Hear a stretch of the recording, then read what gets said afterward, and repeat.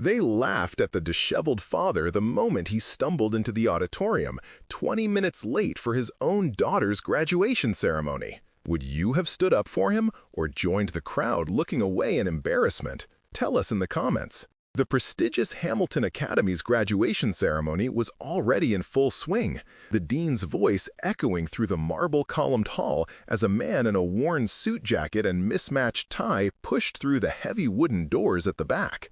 His hair was windswept, his face flushed from running, and he clutched a small gift box wrapped in newspaper, not even proper gift wrap. The laughter started as a ripple near the back rows, then spread through the crowd of designer suits and summer dresses.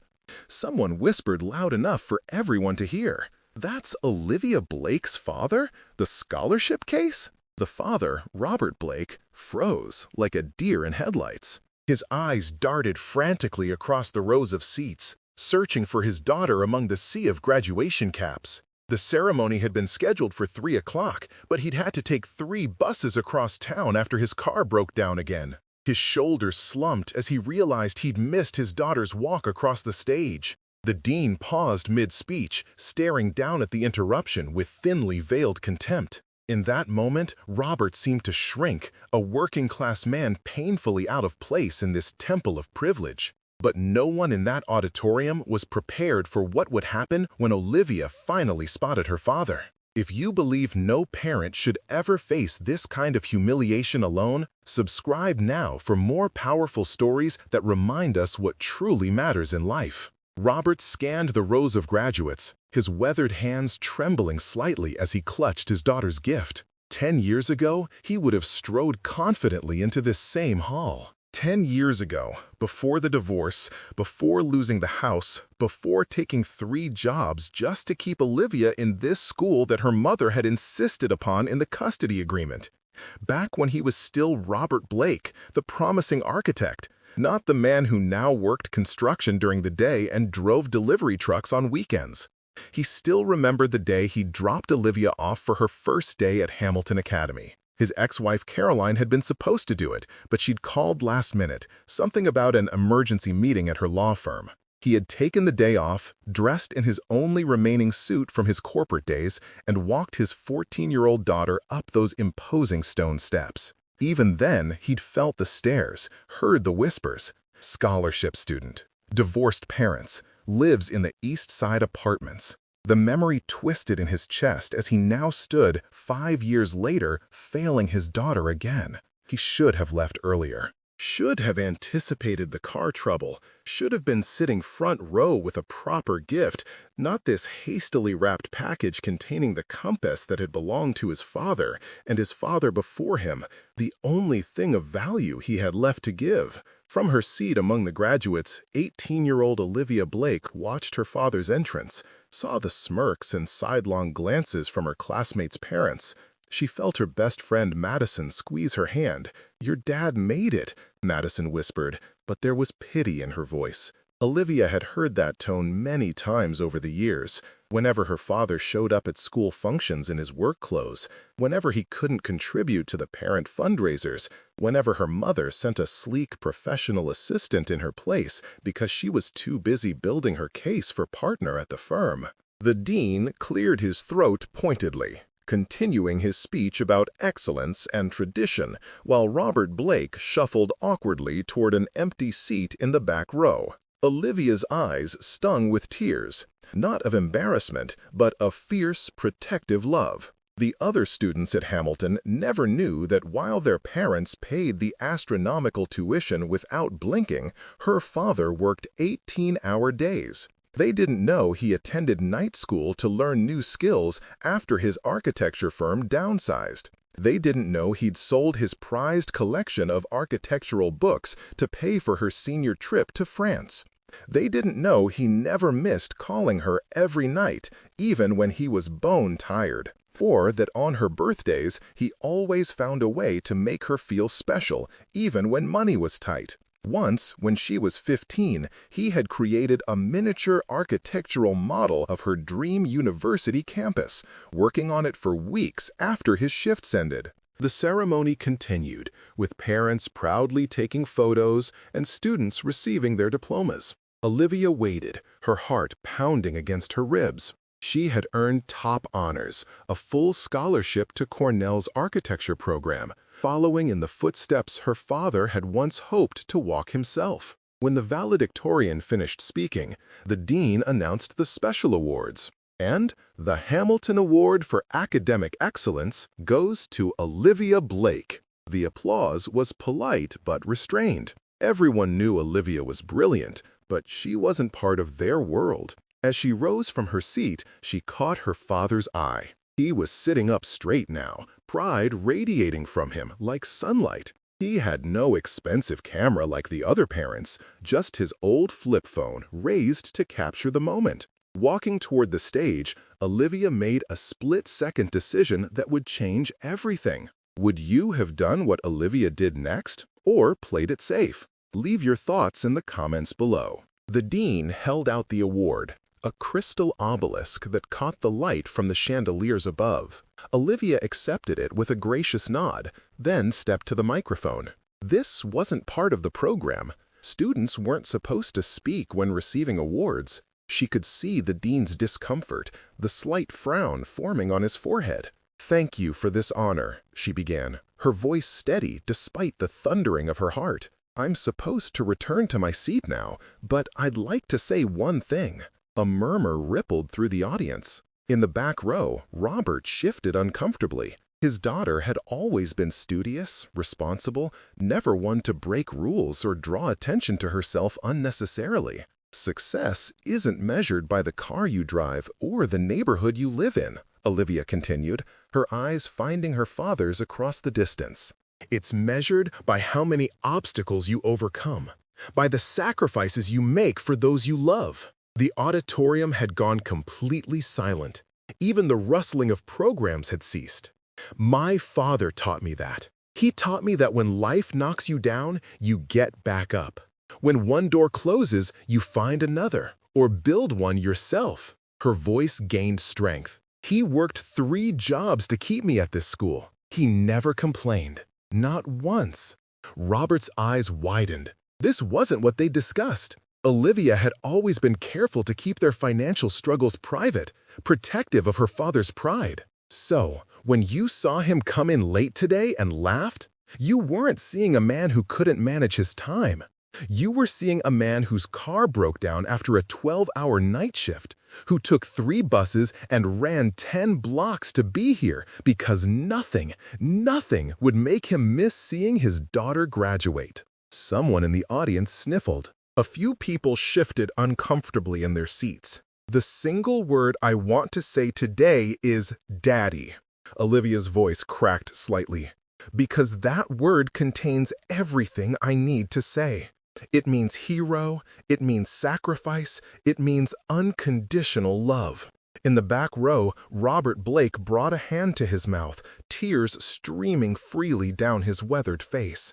"So, Daddy," Olivia said, looking directly at him now, "this award isn't mine. It's yours. Everything I am is because of you." The silence held for one breathtaking moment. Then, from somewhere in the middle of the auditorium, someone began to applaud. It was Madison's father, a surgeon who had always been kind to Olivia. The applause spread, gathering strength until it filled the hall, thunderous and unrestrained. People were standing now, faces softened with emotion.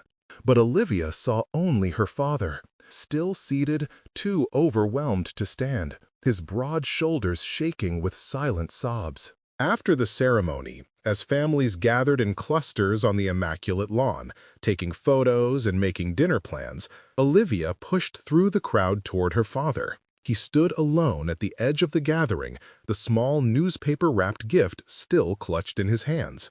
Before she could reach him, she was intercepted by Mrs. Harrington, mother of her classmate Tyler and president of the Parents Association. "Olivia, dear," Mrs. Harrington said, her voice honeyed but eyes calculating. "What a lovely speech, though perhaps a bit theatrical for the occasion." Olivia stiffened. "It wasn't a performance, Mrs. Harrington. It was the truth." "Of course, dear." The woman's perfect smile didn't reach her eyes. It's just that Hamilton has certain traditions, certain standards of decorum. And your father, well, we understand his circumstances are challenging. But punctuality is a basic courtesy.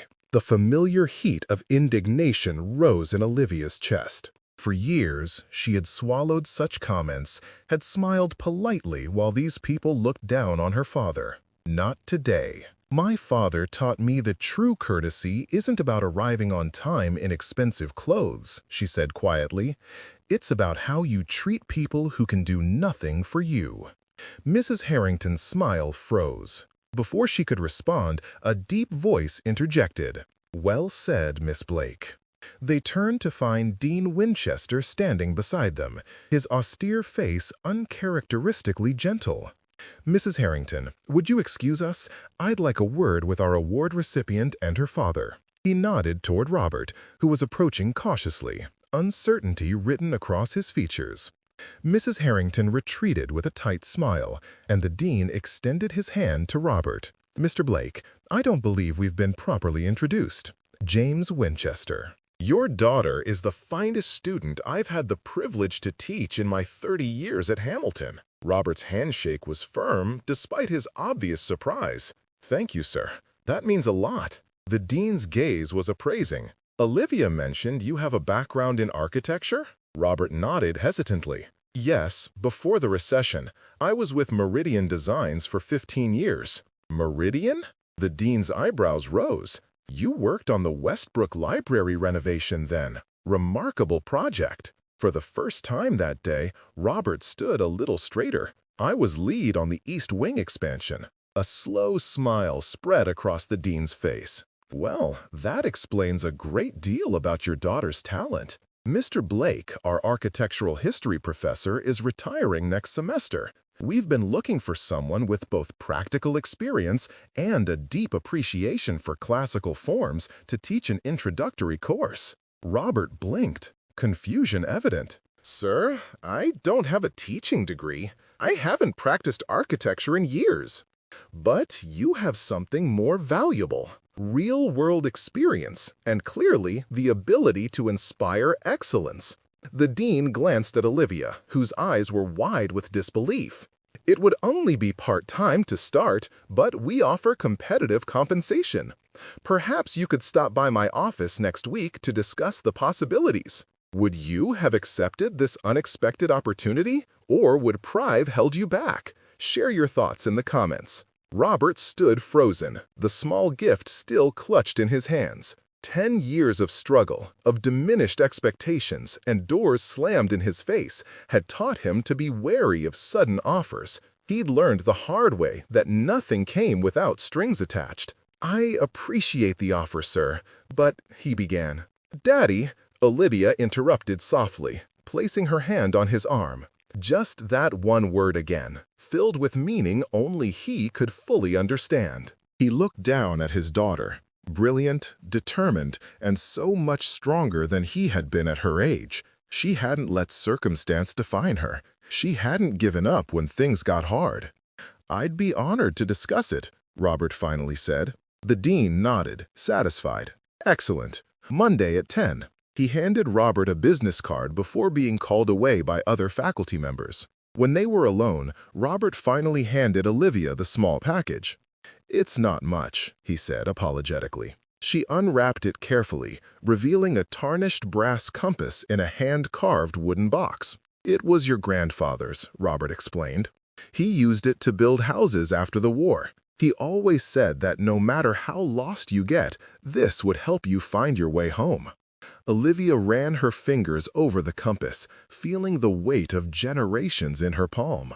It's perfect, she whispered. I'm sorry I was late, Robert said, the words heavy with all the other apologies layered beneath, for the divorce, for the financial struggles, for every time he feared he'd let her down. Olivia looked up at him, her eyes clear and certain. You've never been late for anything that matters, Daddy. Not once. As the other families dispersed to their luxury cars and dinner reservations at exclusive restaurants, Robert and Olivia walked arm in arm toward the bus stop. They had a reservation too, At Marino's, the small Italian place where they'd celebrated every special occasion since Olivia was in middle school, the owner, Tony, always gave them the best table and slipped extra garlic knots onto their plate. What neither of them noticed was Caroline Blake, Olivia's mother, standing near her Mercedes in the parking lot, watching them walk away. She had arrived just in time to hear her daughter's speech, to see the standing ovation, to witness the dean's conversation with her ex-husband. The familiar sting of regret tightened her throat as she observed the easy comfort between father and daughter, the shared language of love and respect that had nothing to do with the material advantages she had fought so hard to provide. Her assistant approached, keys in hand. "Should I bring the car around, Miss Blake?" Caroline shook her head slowly. "No, James. I think I need to take a walk." She slipped her designer heels off, placing them in her assistant's surprised hands, and began walking barefoot across the manicured lawn in the direction her ex-husband and daughter had gone. 3 months later, on a crisp September morning, Robert Blake stood before a classroom of freshmen at Hamilton Academy. His suit was new but modest, his tie perfectly knotted. On his desk sat the brass compass, now polished to a warm glow. "Architecture," he began, "isn't just about buildings. It's about creating spaces where lives unfold, where memories are made, where people find shelter from their storms."